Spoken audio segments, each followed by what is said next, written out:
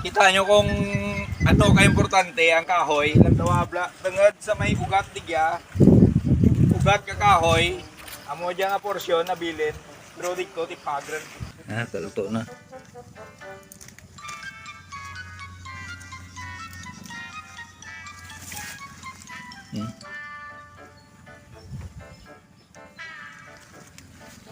Amo dyan prutas nga kang gamay naman orange pamatyaga naman gadya.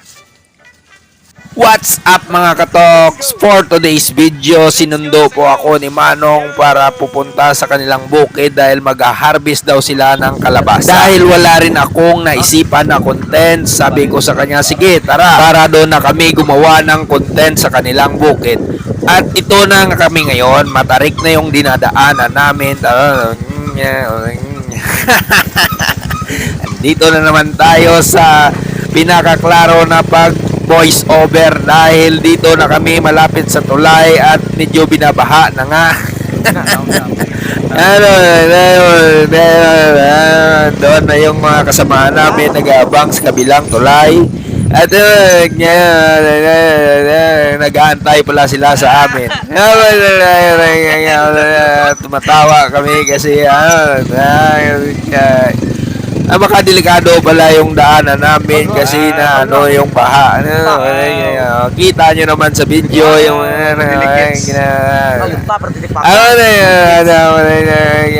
lakas talaga yung baha. Makadelikado talaga. Kaya uminta kami. At ayan, chine-check ni Manong kung pwede dumaan yung angkar-angkar na dalaan mga kasamahan namin. At sabi ni Manong, delikado talaga. Kaya iniwan na lang yung angkar-angkar at naglalakad na lang kami. Kita nyo kung ano ka-importante ang kahoy. Nagdawabla, tangad sa may ugat digya. Ugat ka kahoy. Amo dyan nga porsyon na bilin. Pero dito tipagran. Ang may ugat to sa may ayun ay.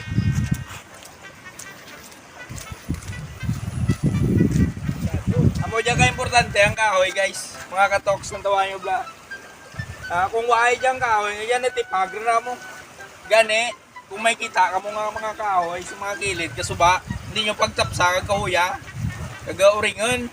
Tawa bla bulig, nasa pangpang. Kung waay ng kahoy, natipagran na. Amurang yung importansya ka kahoy, tulad, tawa nyo. Anong tawa ni Diabla, white kahoy, tipag. Ayos. Ano man bal mo nung? Okay, mananamta. may kwanguno ni Jatay ah. May tanong na nga kalabasa ate. Harbison na. Tiyan naman.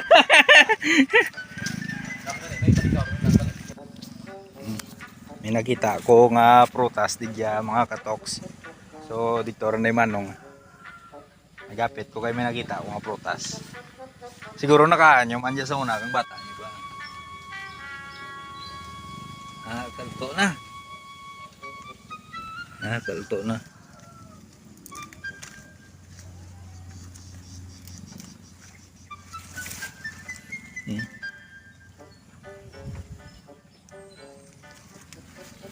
Amo diyang prutas nga kang gamay naman orange pamatyaga naman gadya.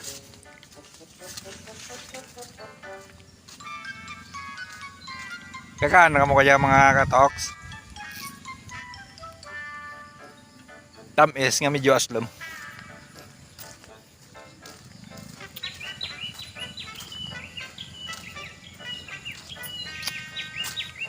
Medyo lang to ang baho ka dahon na.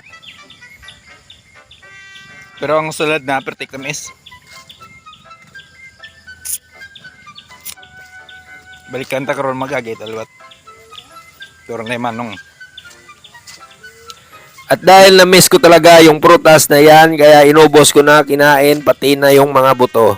At habang naglalakad ako, may nakita akong aso na nakatingin sa akin. Kaya nagpasya akong videohan yung aso na yan. Habang binibidyohan ko siya, hindi siya makalapit sa akin dahil takot siyang ma-post sa Facebook. O, diba? Tumatawa ako mag-isa.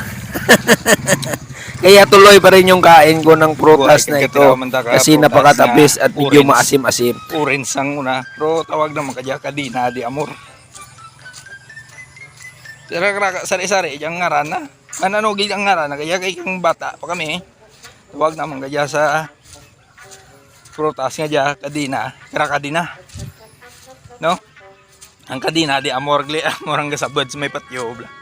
Nga pamulak ti pula. Ya na kadina agli dya. At kung natikman nyo na ang prutas na ito, comment lang kayo sa comment section dyan sa baba. At ayan na nga, tuloy-tuloy pa rin yung kain ko ng prutas na yan kasi gusto ko talaga yung lasa.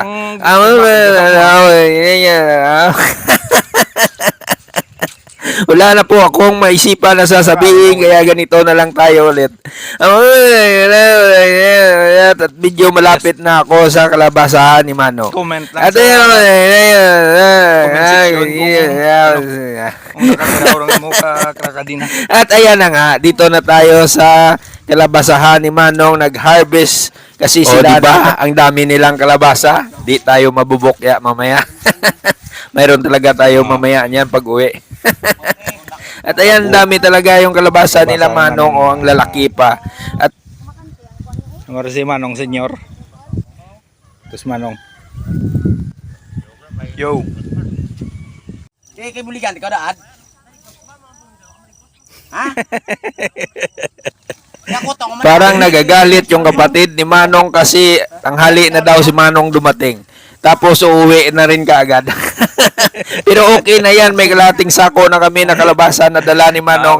Kaya uuwi na talaga kami. Ay, balik na ko tayo. Tulong ko na dyan. Balik na ko. Ayos. Peace out. Balik na ko, tulong lang dyan.